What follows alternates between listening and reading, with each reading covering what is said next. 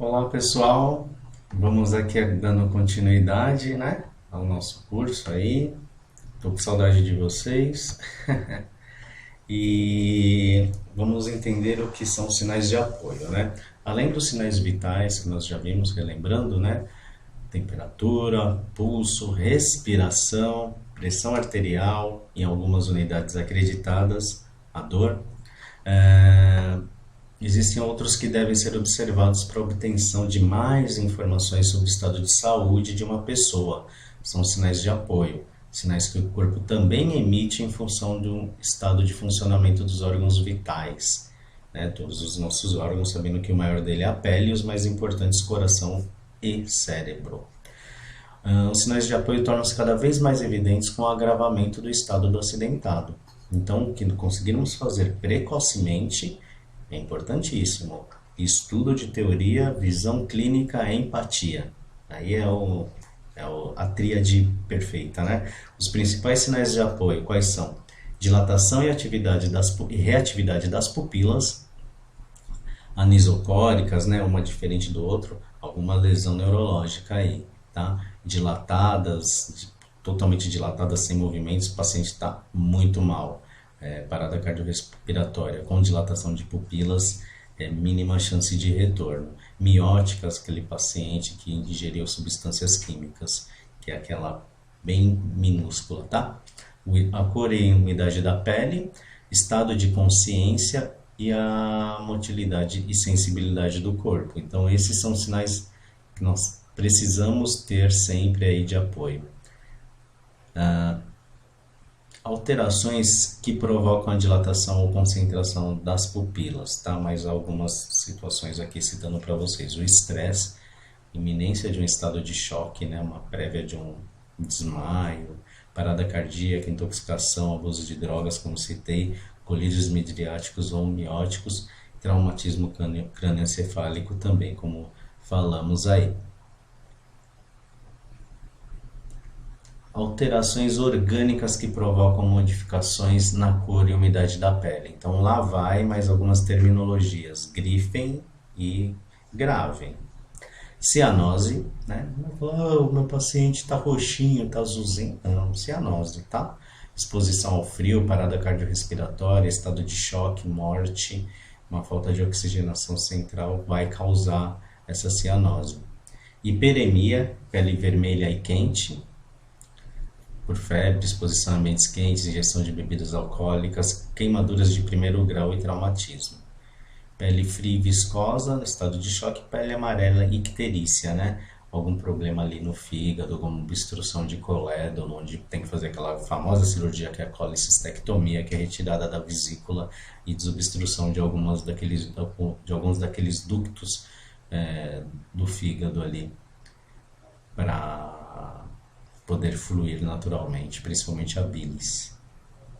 Estado de consciência, né? Esse é outro sinal de apoio importantíssimo, fundamental. Consciência plena é o estado em que uma pessoa mantém um nível de lucidez que lhe permite perceber normalmente o ambiente que cerca, né? Com todos os sentidos saudáveis, né? Nas evoluções dentro das unidades a gente coloca lúcido e orientado em tempo e espaço. Então sabe onde está, sabe que dia é hoje, tem noção de tempo, de espaço e de horários. Isso, quando se encontra um acidentado capaz de informar com clareza sobre o seu estado, pode-se dizer que essa pessoa está perfeitamente consciente. Há, no entanto, situações em que uma pessoa pode apresentar sinais de apreensão excessiva, olhar assustado, face contraída e medo. Essa pessoa certamente não estará em seu pleno estado de consciência. Tá? Na síncope ou desmaio, né, a mesma coisa, há uma súbita e breve perda de consciência e diminuição do tônus muscular, da força muscular. Já o estado de coma é caracterizado pela perda da consciência mais prolongada e profunda, podendo o acidentado deixar de apresentar o que? Gradativamente reação aos estímulos dolorosos e perda de todos os reflexos.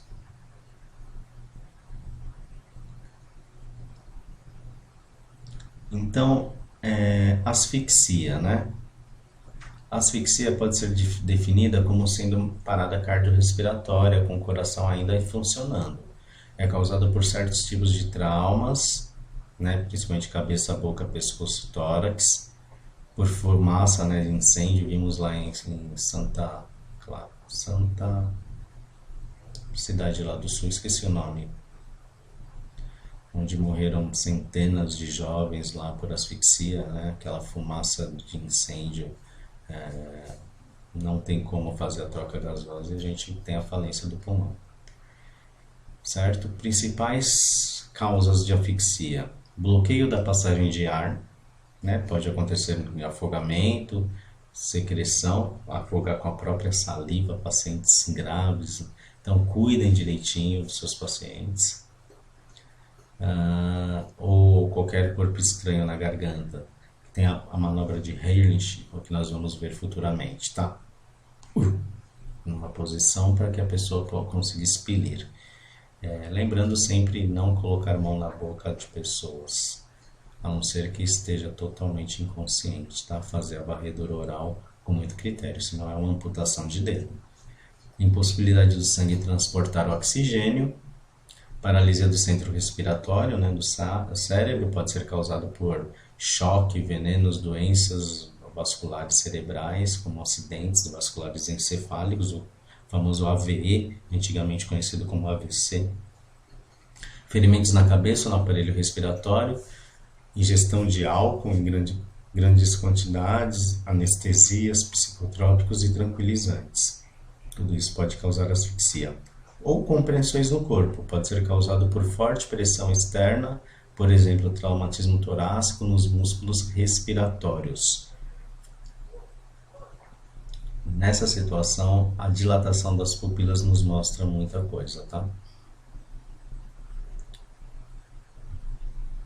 Veremos na prática os primeiros socorros, tá? Para esse paciente com asfixia.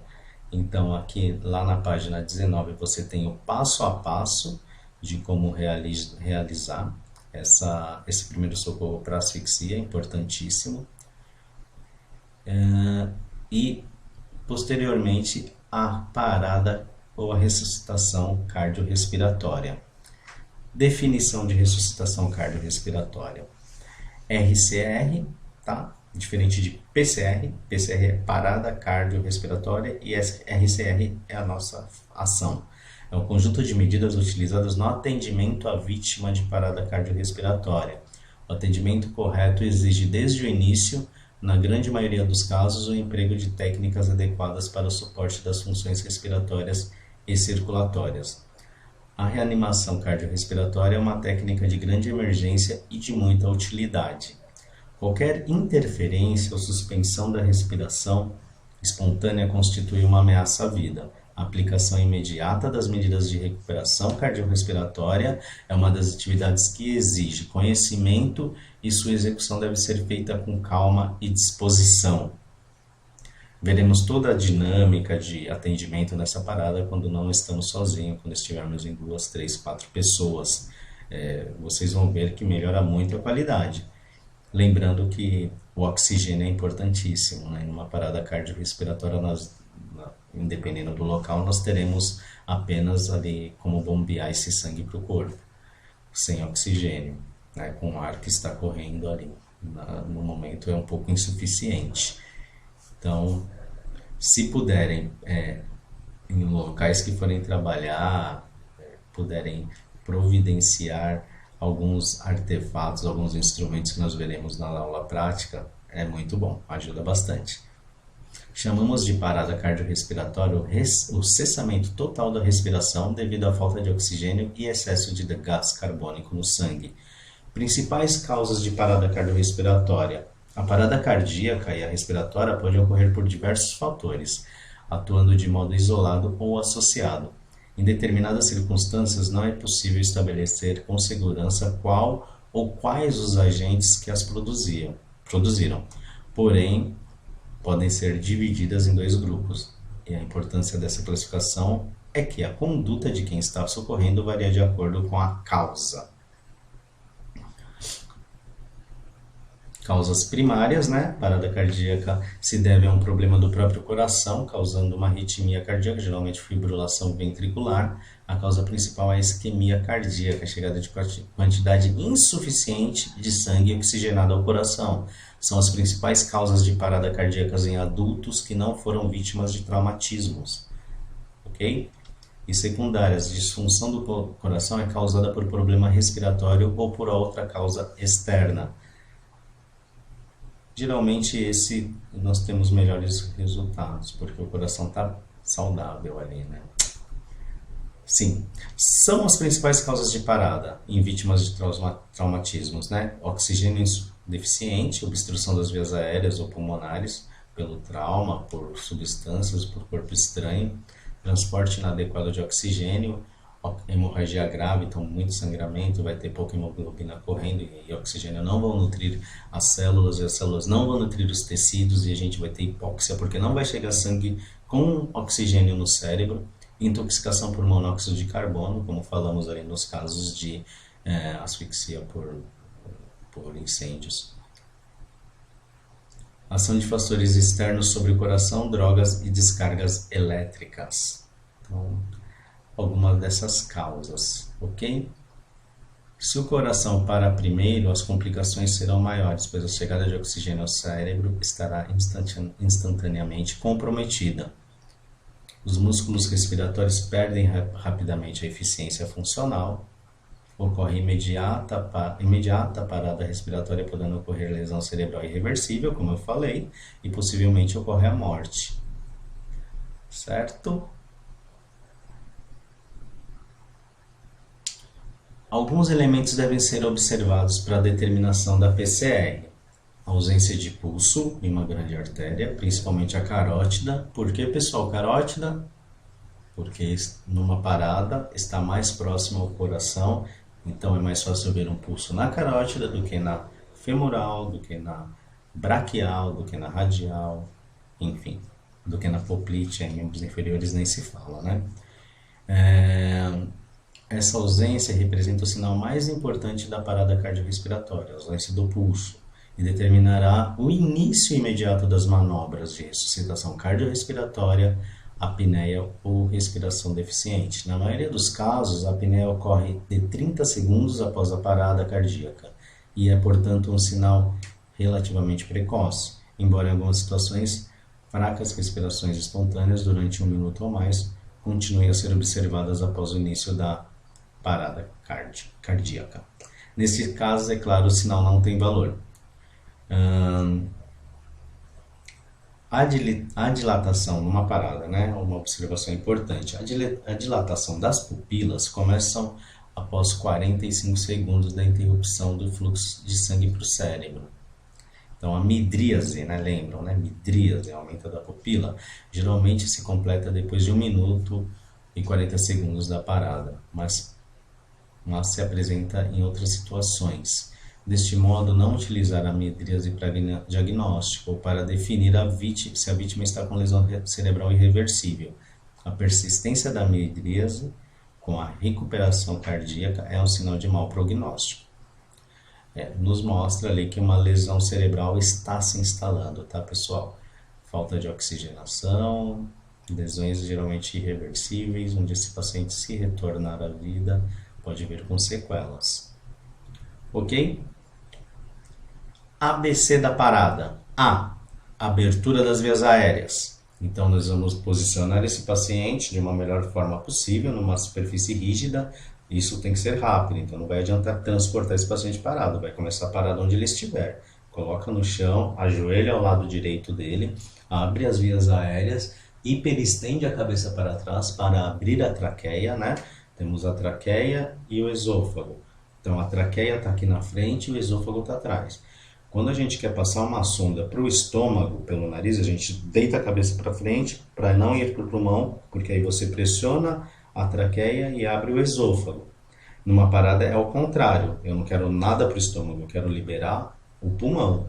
Então, eu hiperestendo para trás, a traqueia libera e a gente pode começar aí as manobras de PCR ou RCR, recuperação ressuscitação cardiorrespiratória.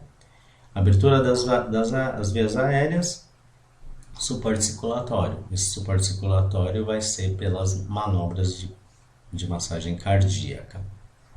Ok? Aqui tem o fluxograma, onde mostra certinho quais são os passos que devemos seguir, né? Avaliar a cena, pensando na nossa segurança, primeiramente, afastar, acalmar muito rapidamente, mostrar-se conhecedor de causa, transmitir confiança a todos, determinar o nível de consciência do paciente, pedir auxílio se for inconsciente, abrir as vias aéreas, verificar a respiração, ventila 2 vezes, isso dentro da unidade hospitalar, não na rua, palpar o pulso e iniciar a compressão torácica. Esses 9 itens, essa sequência tem que acontecer em 1 minuto, no máximo, tá bom?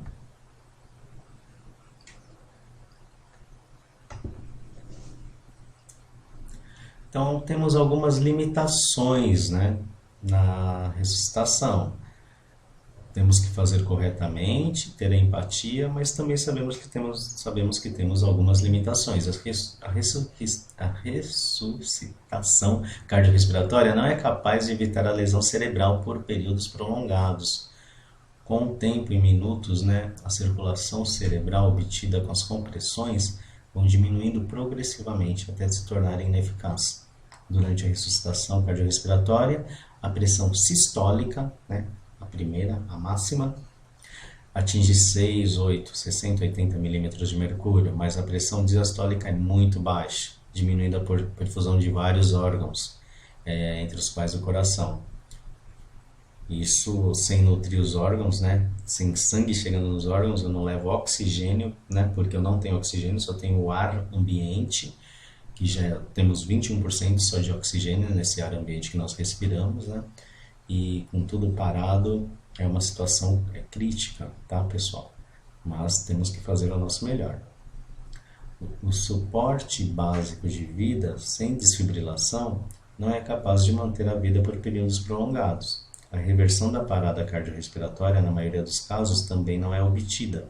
Deste modo, é necessário solicitar apoio de atendimento especializado com desfibrilação e recursos de suporte avançado, assim, quanto antes, precocemente, tá? Temos na página 23 o posicionamento para ressuscitação, então passo a passo vocês podem verificar esse posicionamento, veremos isso na prática em breve, se Deus quiser, ok? E a pessoa que socorre deve se ajoelhar ao lado do acidentado de modo que seus ombros fiquem diretamente sobre o externo do acidentado, isso para iniciar uma parada. Mas aí são cenas de um próximo capítulo, onde nós veremos aí as técnicas mais práticas para essa ressuscitação cardiopulmonar. E alunos, colegas aí, fiquem em paz aí essa semana, se cuidem, cuidem dos mais frágeis, dos idosos, das crianças, dos doentes crônicos. Se policiem para que consigamos passar. É importante que desenvolvamos aí, né, o anticorpo necessário, os jovens principalmente, mas temos que preservar as pessoas que ficaram graves, né? Inegavelmente teremos aí um aumento nos casos, teremos pessoas graves e temos que ter recurso para delas aí. Então temos que evitar o colapso, por isso tanta solicitação aí para a gente fazer as coisas com calma, na medida do possível. Um abraço, até mais.